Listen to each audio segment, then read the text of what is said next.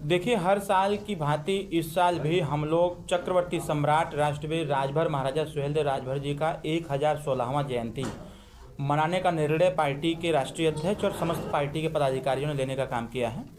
और 9 फरवरी 2025 को हम लोग इस जनपद कुशीनगर के पड़रौना के रविंद्र नगर में जो गौतम बुद्ध जी के नाम से मैदान है, उसे मैदान में हम लोग कार्यक्रम का आयोजन किए हुए हैं।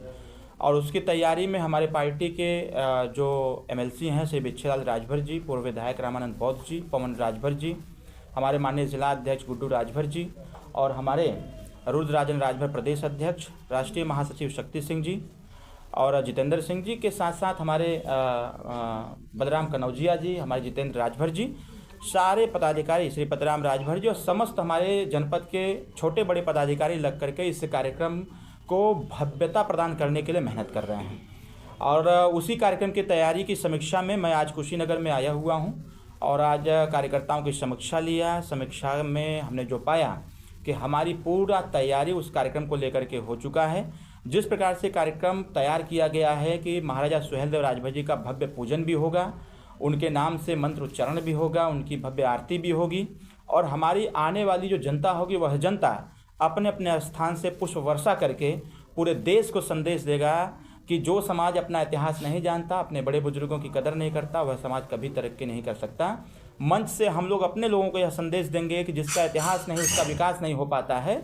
तो कहीं न कहीं अपने इतिहास के प्रति हमको जागरूक होना पड़ेगा और ग्रामीण स्तर तक राजा सुहेलदेव राजभर जी की वीरता और उनके द्वारा किए गए कार्यों को जन जन तक पहुंचाने की आवश्यकता है, जिससे लोगों में जागरूकता आवे। और जब जागरूकता आएगा तो देश के प्रति, समाज के प्रति, संविधान के प्रति और सनातन के प्रति सभी लोगों की आस्था और विश्वास मजबूती से बढ़ेगा। अभी महाकुंभ में भगदड़ हुआ था, बहुत बड़ा आयोजन किया गया था, भगदड़ आया। विपक्ष का कहना है कि जो है वहाँ पे अव्यवस्था देखा गया, क्या कहेंगे इसको? पहली बात कि हमारे यहाँ जो कार्यक्रम होना है उसमें कोई भगदड़ नहीं होने वाली है। भगदड़ जो महाकुंभ में हुआ वह सोची समझी और साजिश थी। साजिश का शिकार महाकुंभ हुआ, जिसमें हताहत भी हुआ, जनहानि भी हुई और इससे थोड़ी सी सरकार को भी लोगों ने कटघरे में रखा। सरकार उस पर एक जुडिशियल कमेटी बना करके जांच करा रही है और आप भी देख रहे हैं कि प्रतिदिन उसमें जो संलिप्त लोग हैं ऐसे लोगों की गिरफ्तारी भी हो रही है। कुछ पत्रकार साथी भी उसमें इन्वॉल्व थे, कुछ सोशल मीडिया जो संचालित करते थे वह भी उसके जिम्मेदार थे। जिन लोगों ने माहौल ख़राब करने का काम किया, सरकार ने उनके साथ कड़ाई से कानून का सहारा लेते हुए उसका पालन किया और ऐसे लोगों को गिरफ्तार करने का प्रयास भी किया। सबसे अच्छी बात है कि हताहत होने के बाद माननीय मुख्यमंत्री जी ने जितने लोगों की मृत्यु हुई सभी लोगों को 25-25 लाख रुपए का एक अनुदान देने का भी काम किया है। और जो लोग भी ऐसे भगदड़ को मचाने का काम किए, जो वहाँ के चश्मदीद गवाह थे, ऐसे लोगों का स्टेटमेंट लेकर के सरकार उन पर कठोर से कठोर कार्रवाई कर रही है। अखिलेश यादव का भी बयान आया था। देखिए, अखिलेश यादव के बयान को मैं बहुत ज़्यादा सीरियस नहीं लेता। सीरियस इसलिए नहीं लेता हूँ क्योंकि अखिलेश यादव जी उस समय एक बयान दिए थे जब कुंभ चल रहा था। तो अखिलेश यादव जी ने कहा कि भाई कुंभ में वही लोग स्नान कर रहे हैं जो लोग पापी हैं, जो पाप किए हैं वो जा करके अपना पाप धुल रहे हैं।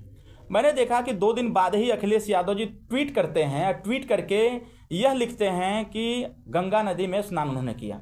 फिर मेरा रिट्वीट हुआ, फिर ट्वीट हुआ, जवाब गया कि भाई आपने कौन सा पाप किया था। अखिलेश यादव जी कहे कि महाकुंभ में वही लोग जा रहे हैं जो अपने जीवन में पाप किए हैं, अपने पाप को धोने के लिए महाकुंभ में जा रहे हैं। तो अखिलेश यादव जब विगत दिनों 10-15 दिन पहले गए हुए थे, कहे मैंने 11 डुबकी लगाया, तो अखिलेश जी कौन से पाप किए थे? ऐसे अगर उनको लगा कि मैंने पाप किया है, अपनी सरकार में लोगों के ऊपर लाठी बरसाया, महिलाओं के साथ दुराचार हुआ, लोगों की ज़मीन कब्जा की गई, युवाओं का रोजगार छीना गया, आरक्षण छीना गया, अगर ये सारे पाप करके अखिलेश यादव जी तृप्त नहीं हो पा रहे थे, तृप्ति के लिए महाकुंभ गए थे। तो इसलिए मैं अखिलेश जी के स्टेटमेंट को बहुत सीरियस नहीं लेता हूँ। अभी आपने देखा होगा कि अभी कल मिल्कीपुर का चुनाव था, वहाँ के जो सांसद हैं, वीडियो सोशल मीडिया पर वायरल हुआ, रो रहे थे, बे बे चिल्ला रहे थे। तो ड्रामेबाज सांसद है, और वो सांसद जो ड्रामेबाज है, नौटंकीबाज है, ऐसा लगता है कि वो नौटंकी करते हैं।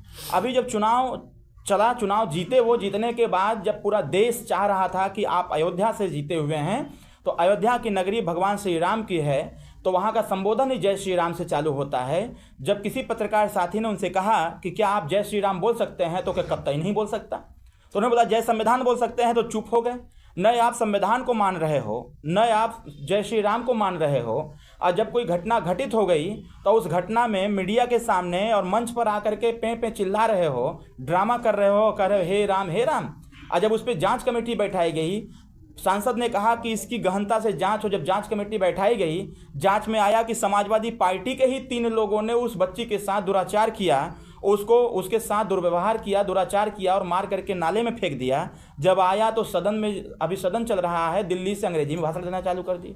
तब तो पे नहीं चिल्लाए, तब भगवान राम की याद नहीं आई। तो मेरा मानना यह है कि जो मिल्कीपुर के सांसद हैं नौटंकीबाज हैं, ड्रामेबाज हैं। उनकी नौटंकी और ड्रामा जनता जान चुकी थी, इसीलिए कल खुल करके मतदान की और मिल्कीपुर की सीट एनडीए चुनाव जीतेगी, अब भारी बहुमत से जीतेगी। पंचायती राज की हम बात कर लेते हैं। आपके पास में देखा जा रहा है कि पंचायती राज जो गरीबों के लिए भी कुछ काम करती है, तमाम योजनाएं हैं। अभी मुसहरों का एक बार हम लोगों ने सर्वे किया, मुसहरों का देखा कि जो सरकारी योजना है उनके पास नहीं पहुंच पा रही है। तो फिर कैसे इसको जो है, देखिए सुहेलदेव भारतीय समाज पार्टी के एजेंडे पर ही हमारी एनडीए सरकार काम कर रही है। हमारे पार्टी के अब तक के जितने एजेंडे रहे हैं उन सारे एजेंडे को फुलफिल करने का काम किसी ने किया तो भारतीय जनता पार्टी एनडीए सरकार ने किया। और हम लोग अपनी पार्टी का संचालन भी ऐसे ही कम्युनिटी के साथ मिलकर करते हैं जो सामाजिक, शैक्षणिक, राजनीतिक और आर्थिक दृष्टिकोण से पिछड़े और पिछाड़े गए लोग हैं। सबसे अच्छी बात यह है कि जब से पंचायती राज विभाग के मंत्री माननीय श्री ओम प्रकाश राजभर जी बने हैं, जो हम सबके नेता हैं, उन्होंने मान्यवर कांशीराम साहब और डॉक्टर बी आर अम्बेडकर साहब, सरदार पटेल जी और महात्मा गांधी जी के सपने को साकार किया। सपना उन्होंने देखा था कि आने वाली सरकारें, लोकतांत्रिक व्यवस्था में आने वाली सरकारें कुछ ऐसी व्यवस्था बनावें कि जिससे कि एक ही साथ समस्त गरीबों का कल्याण हो सके, सरकारी योजनाएं उनके तक पहुँचें। और उन्होंने जो सपना देखा था उस सपने को साकार करने का काम हम सबके नेता माननीय ओम प्रकाश राजभर जी ने किया, जीरो पॉवर्टी स्कीम ला करके। जीरो पॉवर्टी स्कीम में न जाति देखा जा रहा है, न धर्म देखा जा रहा है, न ऊंच